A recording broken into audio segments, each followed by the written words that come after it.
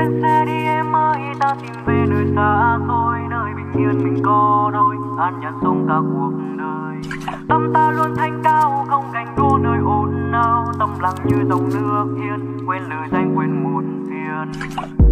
Cuộc sống tựa như con sông đang vẫy vùng, sao mà không có điểm dừng, bao phiền âu cứ thế trào dâng. Ngoài kia người ta giành nhau không thấy mệt, bao xem pha không thấy phiền, tôi thì vì tớ tranh xa.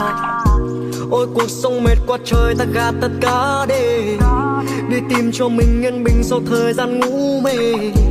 Ta cùng đi về nơi đông quê cuộc sống há hê.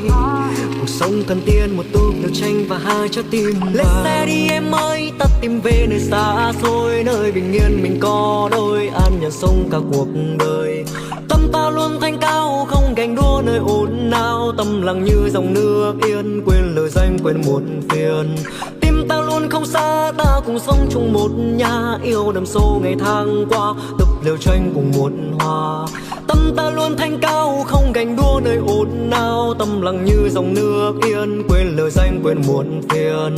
Lên xe đi em ơi, ta tìm về miền rừng núi xa xôi, cứ thản nhiên quên đi hết thói đời, bình yên ta sống mặc kệ thời gian trôi. Về nơi đồng quê ta trồng rau nuôi cá, cuộc sống buông thả là bạn cùng câu ca. Bên những khóm hoa ta dựng nên mái nhà, túp lều bé nhỏ chỉ riêng mình đôi ta. Chỉ cần có em không cần thêm gì hết, mặc kệ đời kia có buông lời phán xét, thì ta vẫn yêu nhiều không biết mệt. Thời gian hưởng lạc an nhàn, thời gian qua không xa, trốn nơi đồng quê tâm lặng yên như dòng nước. Mặc kệ đời kia cứ chạy đua không dừng bước, thà những nguyên trại về ẩn mình trốn rừng sâu. Hạnh phúc bây giờ chỉ có thế mới bền lâu. Lên xe đi em ơi, ta kề vai đi khắp nơi, gạt đi mọi lo nghĩ, ta cùng phiêu du đất trời.